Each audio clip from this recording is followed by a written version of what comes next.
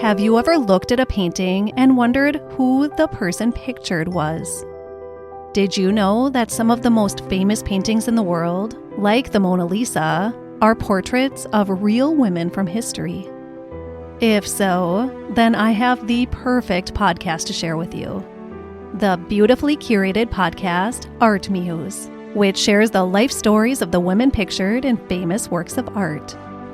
In doing so, host Grace Anna aims to reshape the ways in which we interpret those well-known works by paying dues to the women whose images have been immortalized, but whose names and stories have been wrongfully overlooked.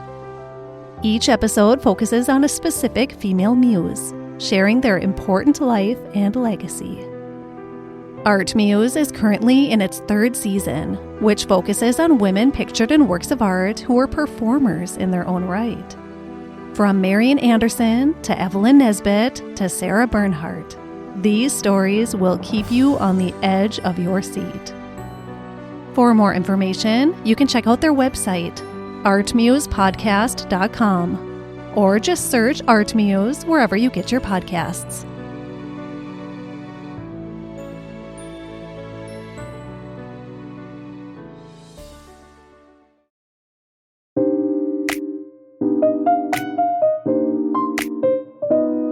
Hello, listeners. Welcome to Stars of the Golden Age, a show that highlights the lives of legends from film, music, and the birth of television during Hollywood's Golden Age, with a special emphasis on their lives behind the scenes. I am your host, Erin Carlson.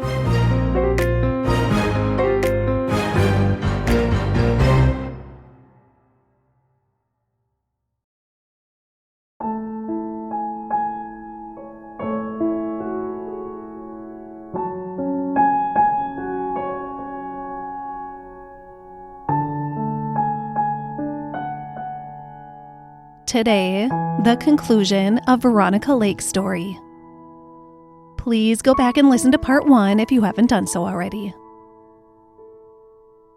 In part 1, we discussed Veronica Lake's childhood growing up as Constance Ockelman turned Constance Keene.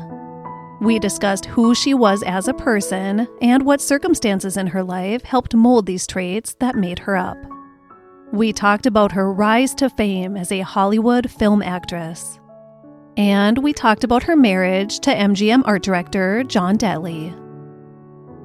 John and Veronica had 2 children together, but sadly, their second child, William, was born 2 months premature and died at just 7 days old. The marriage had already been slowly declining, and the loss of their child was enough to mark the end of their 3-year marriage. Veronica had just turned 21 years old when their divorce was finalized in December of 1943. After her divorce, Veronica Lake tried to incorporate herself into the rich social life of the Hollywood elite, wining and dining every night of the week at the hottest nightclubs of the time, playing the Hollywood game. It wasn't really her style, though. She realized this at one of Errol Flynn's infamous pool parties, the one and only time she ever accepted an invitation to a party at his home. It was way too much for her. When Flynn tried to seduce her on her way out, she decided to never return to his house again. She still liked him, but their idea of a good time just really didn't line up. She defended his nature in her autobiography by telling a story of a cocktail party elsewhere where a man was acting pretty inappropriately to Veronica, making unwanted advances. Errol Flynn spotted what was going on and put an immediate stop to it. He was definitely not known for respecting women, but I guess he did have it in him. Veronica never forgot that. Having tried the Errol Flynn type parties and the late nights at the Macombo and quickly realizing that wasn't the lifestyle for her, Veronica Lake did find her style of entertainment: kitchen parties. Veronica Lake's kitchen parties became legendary and everyone wanted an invitation to one. She held her kitchen parties once a month, and in attendance was anyone from Howard Hughes to U.S. Supreme Court judges. These parties were much more casual affairs than some of the more elegant cocktail parties that were being thrown by the who's who of Hollywood society. Veronica loved to cook, and every female guest that attended one of her kitchen parties was expected to put on an apron and help serve the food. The first man Veronica dated after her divorce was Bill Dozier, who later became the creator of the Batman and Green Hornet television series. He, too, was quite a bit older than Veronica, about 14 years. He was freshly divorced, and after his brief relationship with Veronica Lake, he married Joan Fontaine, and later Anne Rutherford.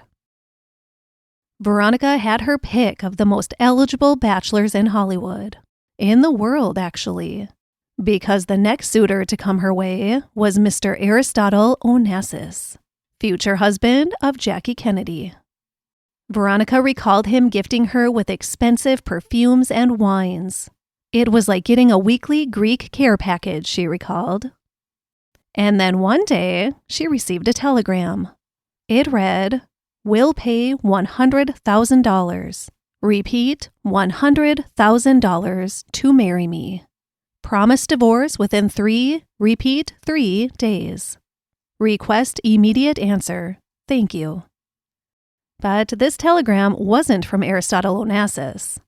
It was from a man named Tommy Manville, heir to the Johns Mansville asbestos fortune. That big asbestos money. In all, Tommy Mansville was married a total of 13 times to 11 different women. Veronica Lake almost became one of them because despite her Hollywood success, she wasn't being paid nearly as much as the biggest stars. And she was left with massive hospital bills after the birth and death of her baby, and the complications both of them endured. So she was tempted to get in on those asbestos millions, but she just couldn't do it. Tommy loved luring in beautiful young women, but he couldn't lure in this one. Veronica was 22 years old, and Tommy Manville was 50. Veronica Lake's financial situation worsened as the months following her divorce crept on.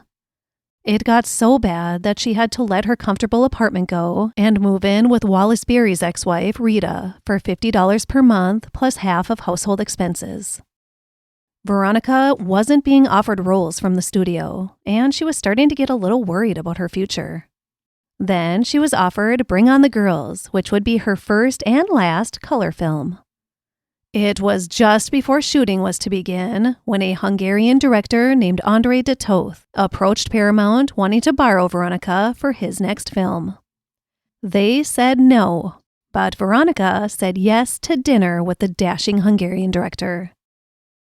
Veronica fell instantly in love with him, and almost exactly 1 year after her divorce from John Detley had been finalized, she married Andrei de Toth in December of 1944. But there was trouble in paradise even before they said I do. Andrei had shown he had a temper, and it could get pretty heated and scary at times. Veronica had hoped for the best when she married Andrei, but then immediately wondered if she had made the right decision.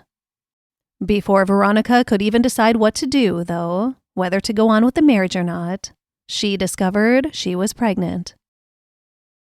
Andrei wanted a boy, or no baby at all. And luckily, what they got was a little baby boy, who he insisted on naming after himself, Andrei Michael de Toth III. Veronica did not like that, so from day one, she decided she would call him Mike. Veronica didn't bond as easily with little Mike as she had with her daughter Elaine. Here's what she said about her first days with Mike. Quote, "Little Mike was a problem from the first day. He loved to cry and never hesitated. He was a handsome baby, but there was a look in his eyes that was frightening to me at times. I could never put my finger on what I felt, what I saw in those pale blue eyes. It was something at odds with itself, a tension threatening to ulcerate and upset the balance of things." End quote. Despite the adjustment period and adding a new husband and another child to her world, Things were looking much brighter than the path she had been on just months prior. The family not only had a farm in Chatsworth, but a ranch in Bishop to split their time between. But the Chatsworth farm was their primary residence, because it was on the farm where all their animals resided. They had chickens, ducks, rabbits, horses, a whopping 15 Doberman pinschers, and even a camel. It was 24 acres of pure calm and bliss.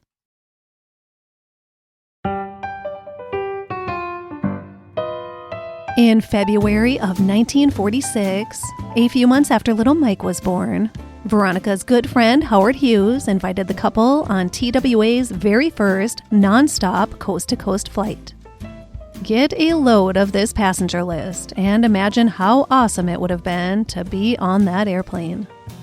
Veronica and Andre, of course, plus William Powell, Edward G. Robinson, Linda Darnell, Jack Warner, Walter Pidgeon, Virginia Mayo, Tyrone Power and Annabella, Harry Cohn, I would be seeking another seat if I was seated next to him, Paulette Goddard, David O. Selznick, Myrna Loy, Frank Morgan, I wouldn't mind sitting next to him, Gene Tierney, Randolph Scott, and my number one pick of seatmate, Mr. Cary Grant.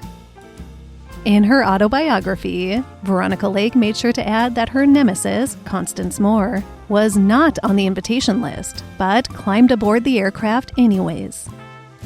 It was February 15th, 1946, and after several hours of drinking, eating, and overall gaiety, the aircraft full of some of the grandest stars in Hollywood arrived in New York City, after 8 hours and 38 minutes in the air.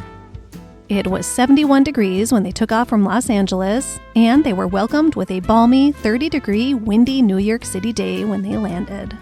Thank goodness they made it. Most of them spent several days in New York before heading back to Los Angeles. But Veronica Lake and Andre de Toth did not make it through the trip without hitting the gossip columns. On their last night in town, they decided to end the evening with a drink at the Stork Club. As they were leaving, a young man about 20 years old reached out towards Veronica and was about to touch her famous hair. He never got a feel of it because Andre started wailing on him before his hand even made contact. He beat him up very badly and then was promptly kicked out of the Stork Club for life. Having picked up the flying bug of their own, almost exactly 1 year after that coast-to-coast Flight of the Stars departed Los Angeles for New York, Andre and Veronica were the proud owners of their very own airplane. An airplane they couldn't really afford, but something Andre really, really wanted. And as the proud owners of this new airplane, they both took flying lessons and became licensed pilots. Veronica loved the takeoff and flying part, but was terrified of the landing part. Her favorite was takeoff. It always gave me a sensation of freedom, she said. Freedom from the Earth's tenacious hold on you. Veronica was a much more practical and stable pilot than her husband. His quick temper and frenzied temperament made flying with him a sometimes terrifying experience. As Veronica explained it, dead pilots are made of this.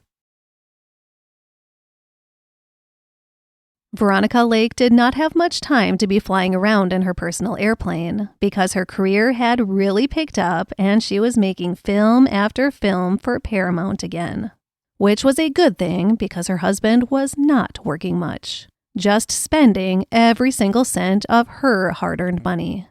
Andre lived well beyond their means. Veronica Lake was a famous and successful actress, but she wasn't making quite as much as the top stars of the day. They could live a very good life, but there still had to be limits. The problem was, Andre didn't want limits. Veronica Lake was 25 years old in February of 1948 and the mother to 6-year-old Elaine and 2-year-old Mike. And soon to be baby number 3 because it was then that she found out she was expecting another baby. In May of that year, when she was 5 months pregnant, she told her secretary one day, "Let's go to New York." Her secretary, Marge, said sure, she'd make the arrangements and buy the tickets. "Nope," Veronica said, "I'll fly us." Marge had never flown before, and she really didn't want her first time to be with her movie star boss in her little airplane.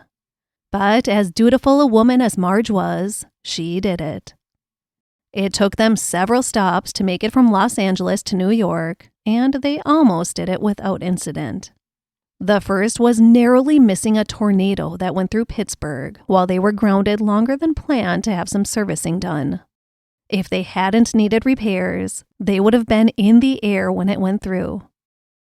The next occurrence was in Salisbury, New Jersey, when Veronica flew too far past dusk and misread the runway. That was a close call, but they did land safely. When it was time to head back to LA, the ladies hired a pilot to fly the plane before driving themselves all the way across the country in a car. Poor Marge could not handle an adventure like that again.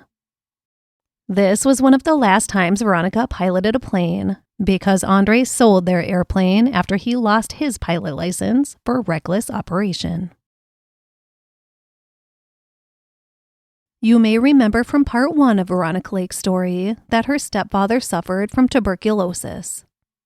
Unfortunately, he passed away in September of 1946, and Veronica was forced to grieve the loss of a father all over again.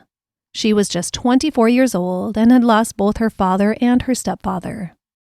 Her relationship with her mother had never been wonderful, and she had set up firm boundaries with her mother by the time of her stepfather's death, and hadn't spoken to her in some time. Her mother had told her without compassion more than once that she was not a planned child or necessarily wanted. She just didn't sound like a very warm mother. So, by the time Veronica was in her early 20s, she had removed her mother from her life for her own emotional safety. She had come to a point where she felt her mother was a toxic attribute to her life that she wanted removed. As she grieved her stepfather's passing, Veronica also felt anxiety over the idea that her mother may become a regular presence in her life again. That with her husband gone, she would need Veronica in her life. Veronica worried her mother would soon be knocking on her door, and she did not want that. And she was right. Constance did come knocking on her door. Or rather, Veronica's lawyer did on behalf of her mother's lawyer. And it wasn't her door, it was the door to her hospital room. Because Veronica was lying in a hospital bed on strict bed rest just days before she was expected to give birth to her 4th child. The lawyer told the very pregnant Veronica Lake, who was on bed rest in a hospital in order to keep her calm and safe, that her own mother was suing her for filial love and responsibility. Constance claimed that Veronica had once promised to pay her $200 per week for life, and she hadn't been doing that. And because of her lack of payments, she owed her mother back pay of over $17,000. But she would settle for just $125 per week going forward.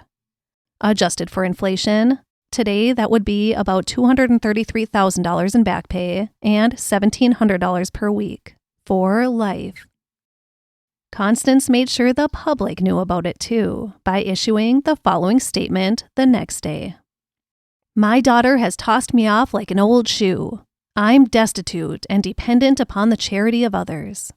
I spent my life savings of $10,000 to send Veronica to drama school. Now she earns $4,500 per week and hasn't sent me a thing since last May." Veronica claimed a lot about this statement was not true.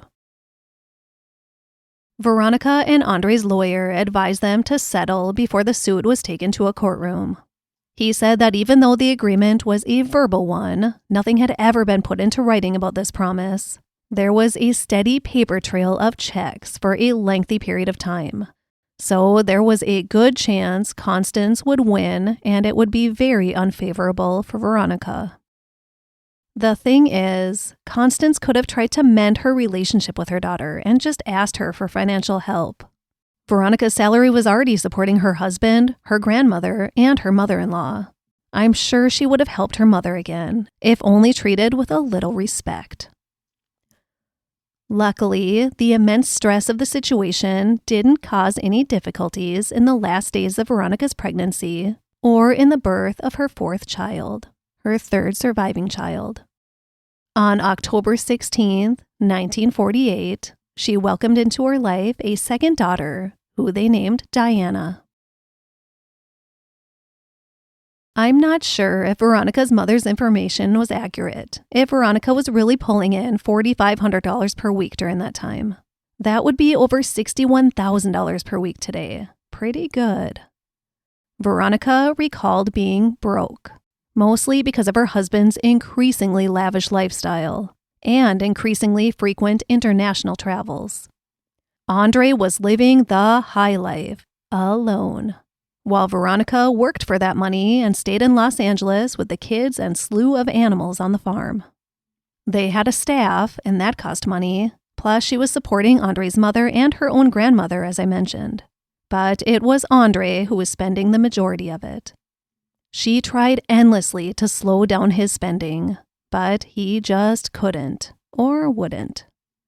The stress of it all and the feeling of defeat and helplessness sent Veronica to the bottle. She began drinking more frequently, and before long, she was completely dependent on alcohol to cope with her life.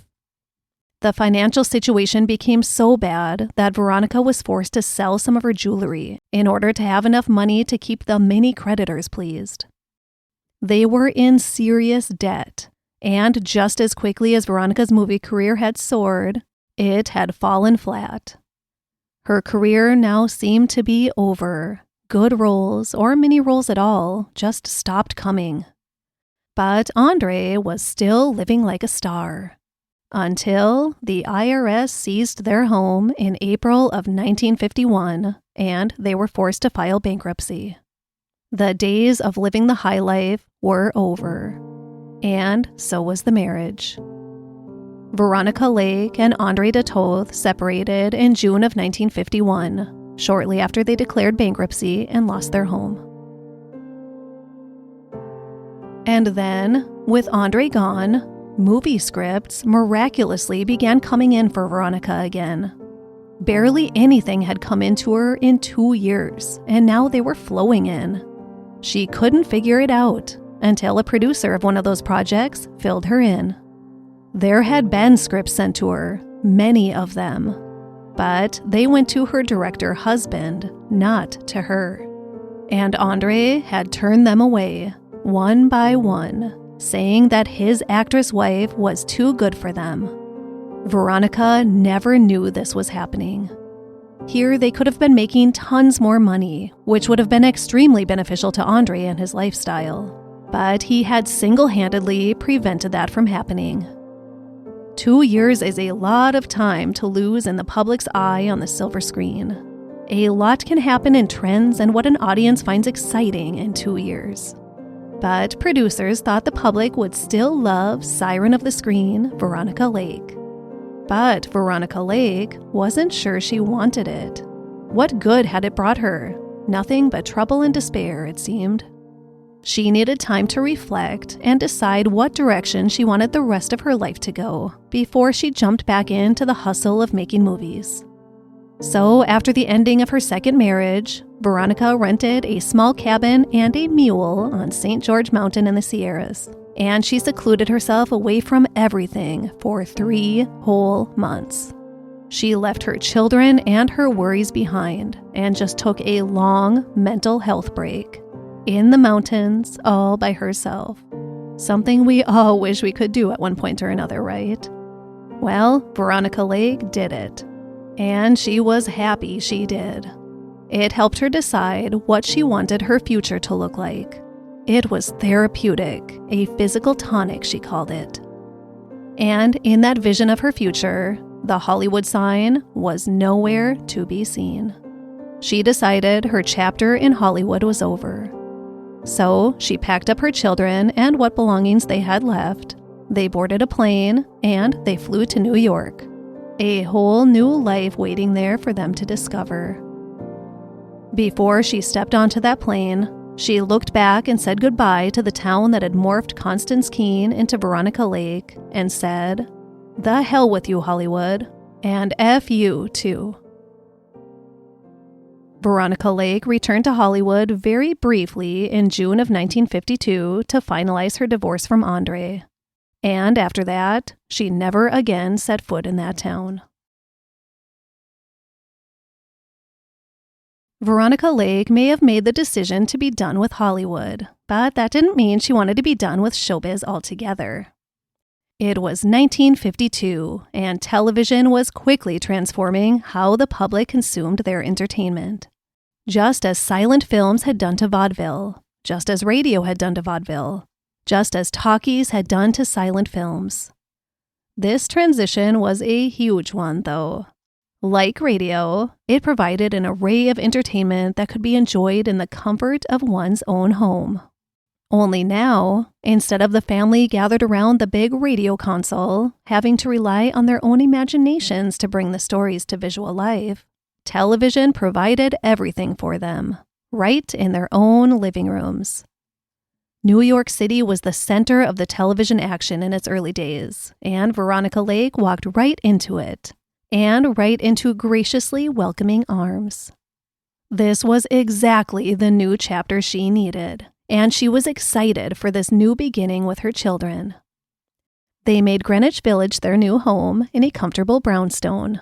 It was a vast shift from the spacious farm they formerly called home, but they were happy.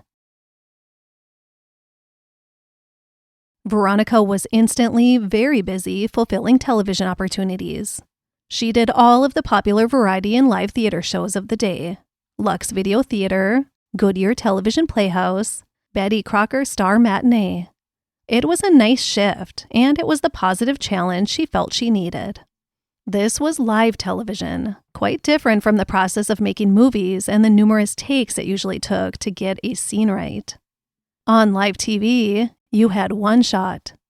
Even so, cameras could be adjusted appropriately or quickly diverted from unsatisfactory situations. So there was at least a little wiggle room if needed. But the stage, that was all out there for everyone to see as it unfolded. And that is where Veronica Lake was heading next.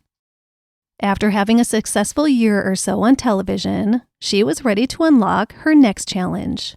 And it was the first time she acted on a stage since that school play she did when she was 8 years old, in her old life as Connie Aukelman. Veronica Lake's stage debut was in Atlanta, Georgia, in the play Voice of the Turtle. And not only was it her first time as a professional actress performing live on a stage, but it was a theater in the round stage, which means that she is surrounded by audience members on all sides, very, very closely. Those in the front row could touch the stage, props, and performers if they wanted to in that show. And some did choose to do that. She said one man even put out his cigarette in a prop ashtray that was on the stage. Veronica settled into the unpredictability of the stage, and she really enjoyed it. So much that she almost immediately jumped into her next production, Peter Pan. She played Peter Pan. And the first thing she did to prepare for it was hit the gym and hit the hair salon. She had her trademark blonde locks cut off into a short pixie cut for her role of Peter Pan. She did Cat on a Hot Tin Roof, too. Veronica was loving this new chapter. The only problem was, she was performing in traveling productions. She wasn't doing Broadway. She was on the road. She brought her children with on occasion, but for the most part, they were either sent back to California to stay with their father or had a nanny care for them in New York. Veronica felt a lot of guilt about not being around for her children as much as she should have been, but she figured keeping busy with working and providing an income to support them was worth the frequent absences. In 1955, Veronica Lake fell in love again. She was 32 years old, and the man was songwriter Joe McCarthy. They met through a mutual friend, had a fun courtship, and were married on August 28, 1955. The first few months were really good, But then things quickly became not so good. Joe hadn't met Veronica's children until after they were married. The kids had been in California during their short courtship. And as it turned out, Joe wasn't really into the role of loving and involved stepfather. There was a lot more to it, of course, but the bottom line was once the honeymoon period was over, the only mutual interest they shared was getting on each other's nerves. To cure the tension, they would drink. If they were tipsy, they got along well. So tipsy they made themselves, more and more frequently. By this time, Veronica was drinking gin first thing in the morning on most days. The marriage wasn't good, and it probably should have never happened. Veronica and Joe were separated about 2 years after they were married. Aside from the ups and downs of her romantic life, Veronica had a lot of challenges in raising her son, Mike. Remember, she never really felt connected to him since the day he was born. She always felt something was a little different or off with him, that he was living with an inner turmoil. Mike was unique, and he also had behavioral issues. Uniqueness like his refusal to use the front door of their brownstone. Instead, he insisted on climbing a tree in the front and carefully crawling across a long branch that led into the living room window, and then entering the house through the window, every single time. That's the only way he would enter their home. That's just eccentric behavior, but he also exhibited destructive behaviors. Like the time he invited some of his friends over and they had a slashing party in the house, carving deeply cut murals into the brownstone's mahogany paneled walls with kitchen knives. Or the time Mike used a knife for a different reason, to try killing his stepfather while he was attacking Veronica during a heated fight. That was the night the marriage ended, and Veronica was evicted soon after. Poor Mike. Today, I know the services, therapy, and possibly even medications would be available to him to support the difficulties that he lived with as he navigated through his childhood and adolescence. But sadly for him, he spent his childhood and adolescence through the 1950s and early 1960s being passed back and forth between his parents because neither one of them could handle him or wanted to try. On one occasion, just after the split from Joe, Veronica brought Mike with her to Chicago for a summer stock gig. The girls were in California. Well, Veronica got very sick and was sent back to New York to rest. And Mike was left in Chicago with friends. When the police picked him up in the middle of the night wandering the streets, they called Veronica and informed her that he was on a plane back to her in New York. Andre had footed the bill, but he didn't want him sent to him. As soon as Mike arrived in New York, Veronica told him she thought he needed a male figure to best support him. So she was sending him across the country to his father in Los Angeles. That flight would have taken over 7 hours if he went nonstop. Andre did meet his son at the airport, but he promptly placed him on a return airplane heading back to his mother in New York. Mike never even left the airport. He was just told he couldn't stay, and he was put on another 7-hour flight back to where he had just come from. So in 48 hours' time, Mike had flown from Chicago to New York to Los Angeles, and Los Angeles back to New York. He was 13 years old at this time, and I'm sure filled with a lot of rejection and abandonment issues.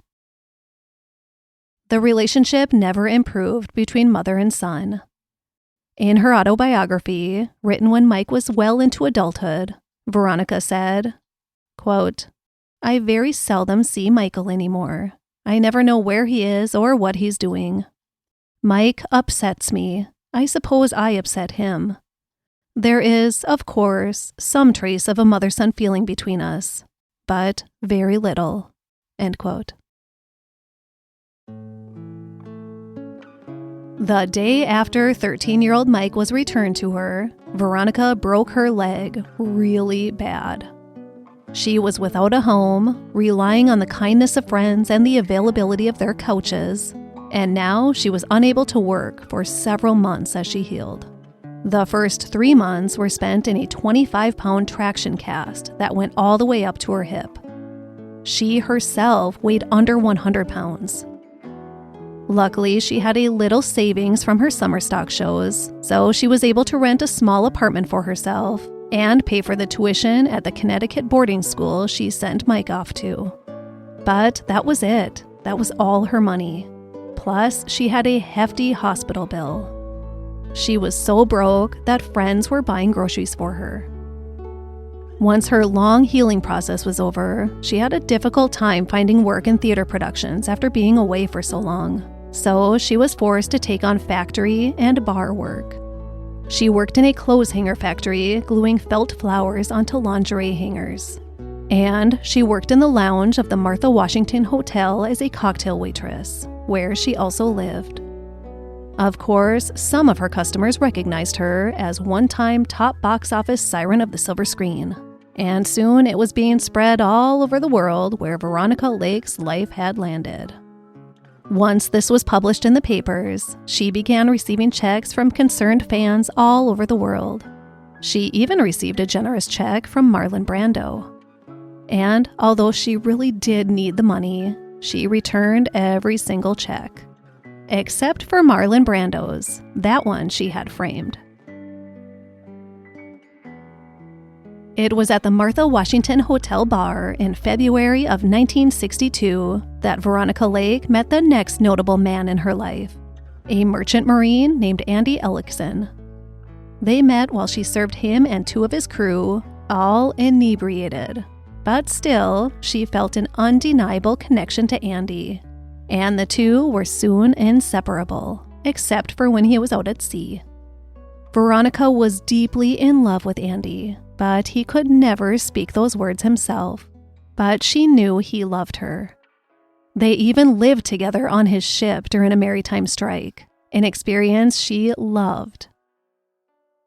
Andy was a drinker, a heavy, heavy drinker. The 2 drank together every day they were together, starting early and ending late in the night or early the next morning. Unfortunately, the alcohol took over Andy's body, and just a few years after they met, Andy died. Veronica was devastated by his death. From what I gathered from the way she spoke about Andy and the other men in her life throughout her autobiography, Andy Ellickson was the love of Veronica Lake's life. As for Veronica's career, in 1962, the same year she met Andy, Veronica's luck had turned around when a friend recommended her to a television station in Baltimore for their newly developed show, Festival of the Stars, which would highlight and discuss old Hollywood movies. Veronica was hired to host the show. She did this for a while and enjoyed it, and she eventually returned to the stage. She never made it to Broadway, but she enjoyed the shows she did, and they paid well enough for her to stay comfortable. She eventually ended up returning to Miami, the place she lived before her life was completely changed in Hollywood. And she was happy in Miami. She lived a modest life, out of the spotlight. Although she did still perform on stage, both in Miami and other cities, she had her comfortable routine and a couple of good friends, and she felt content and at peace.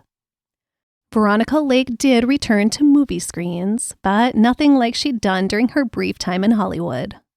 She appeared in a Canadian horror movie called Footsteps in the Snow in 1966, and a really low-budget horror from a small South Florida production company called Flesh Feet in 1969. Veronica Lake's autobiography was my primary source of research for telling you her story. Autobiographies can be risky sources. There are some out there that are wildly exaggerated, contain highly exaggerated stories, or just unflattering stories that are completely omitted. Veronica Lake's autobiography is candid and raw. She even says in the beginning that it would be very easy to embellish a bit, but she didn't want to do that. I have gone through the journey feeling like she remained as objective as she could be while telling her story. On the other hand, there are many accounts by others out there that really highlight her fall from grace and paint her as washed up and destitute. Yes, she was really close to rock bottom a few times, but I'm here to tell you that, according to her own account, she was happy and content at least to the point in her life that she shared her story with us. And that was in 1969. She was 46 years old.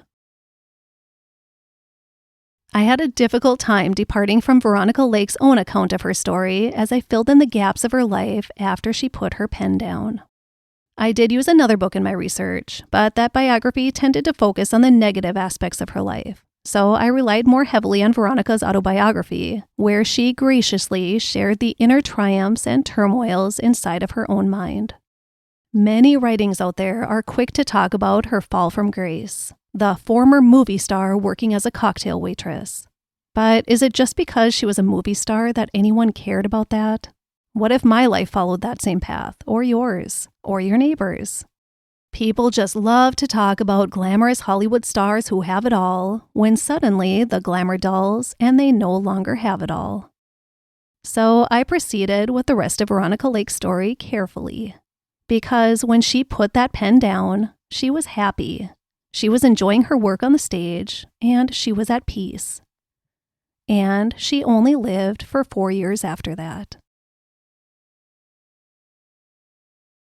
Veronica Lake's autobiography was first released in England in 1969 before it hit the shelves in the US.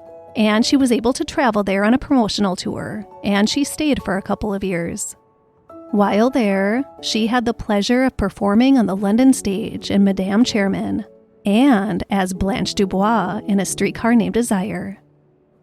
She returned to the U.S. in June of 1973, and she returned very sick, very similar symptoms as her love, Andy, because it was the years of heavy drinking that was killing her too.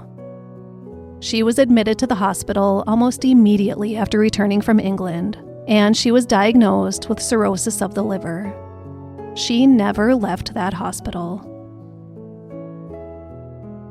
Veronica Lake died on July 7, 1973. She was only 50 years old. A lot of life was lived in those 50 years, the highest of highs and the lowest of lows. There was happiness and there was despair. Veronica Lake did not believe in the afterlife, but after all she went through, I hope she was pleasantly surprised.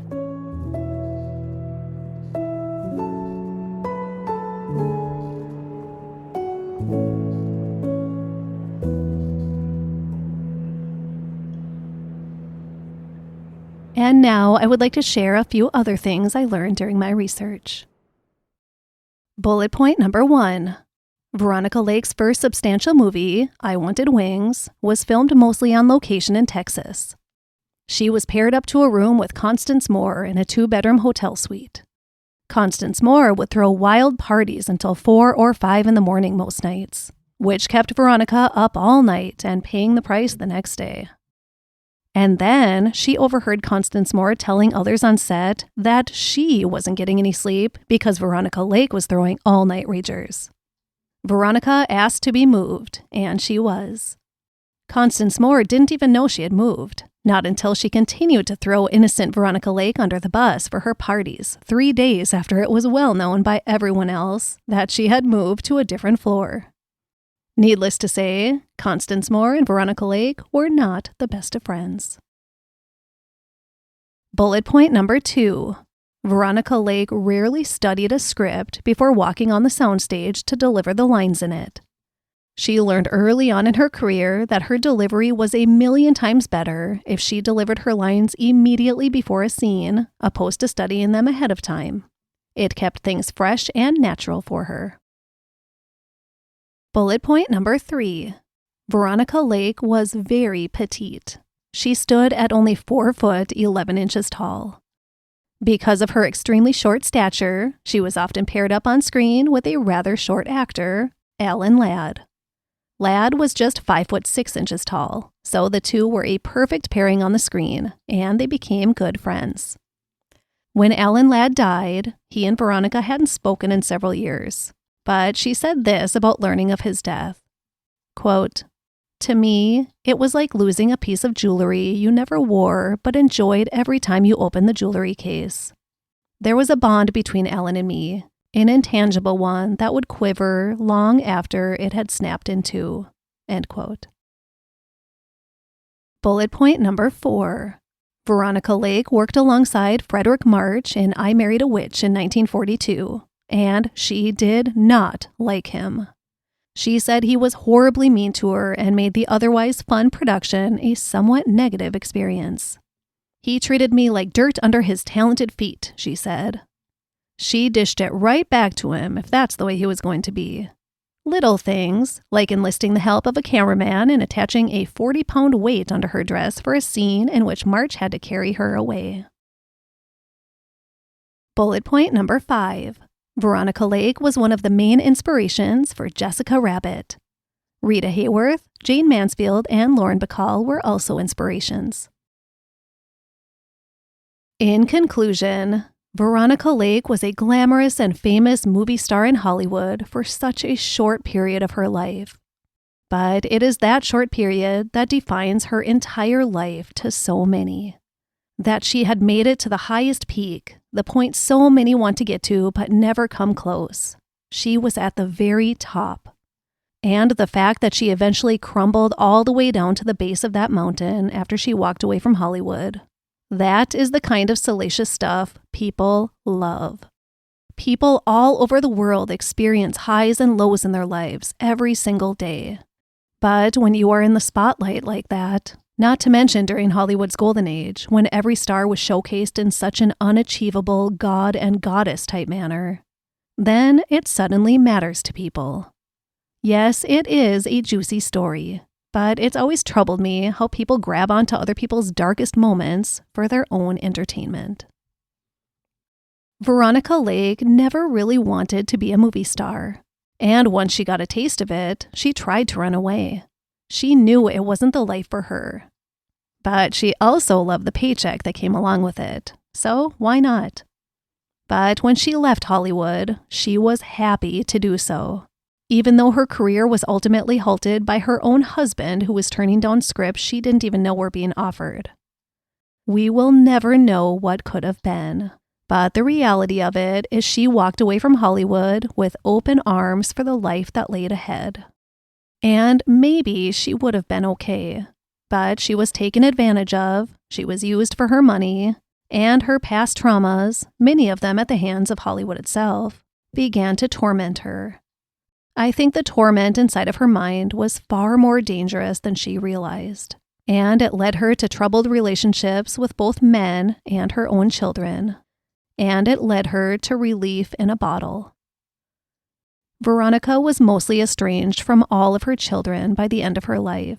She relied heavily on alcohol to help her cope with her pain. The bottle became her closest companion many times throughout her life after Hollywood. And ultimately, it lured her away from life. When we think of Veronica Lake, we think of the screen goddess from the 1940s with the sexy, swooping blonde hair. But I hope now, after taking this journey through her life, we can think of her as human. She was human like the rest of us and went through human struggles and challenges, human heartbreaks and betrayals, human financial worries, human mental health challenges, and human struggles with addiction. Some see a fall from grace.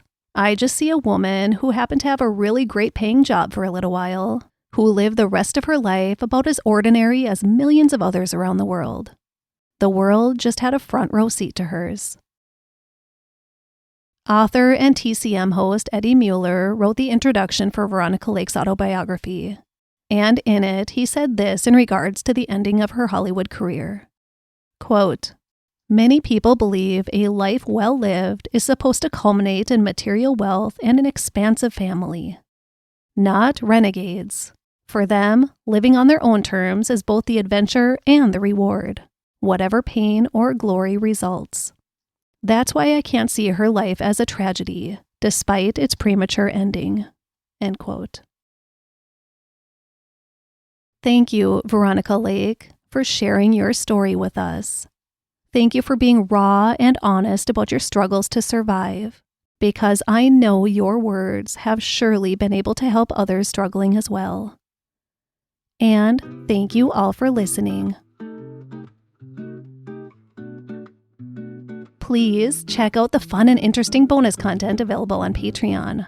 I most recently covered the 1939 MGM film The Women as our movie of the month. And I talked all about the most famous dogs of the golden age on our bonus episode. And then some juicy celebrity gossip straight out of the pages of Modern Screen magazine, paired with a delicious vintage cocktail on our cocktail party episode. There's lots of great stuff over there, so please consider supporting the show and getting all of that sweet content as a thank you gift from me to you. Thank you for being here with me today. Reach for the positive in every day, be kind to everyone you encounter, and have a great rest of your week. For this episode, I used Veronica Lake's biography, Veronica, the Autobiography of Veronica Lake by Veronica Lake and Donald Bain. I also used the book After the Applause, Veronica Lake, A Hollywood Reckoning by Michael J. Power. A Vanity Fair article titled Veronica Lake's Long Escape, a deeply sad page from Hollywood history by Hadley Meares from December 23, 2022, and IMDB.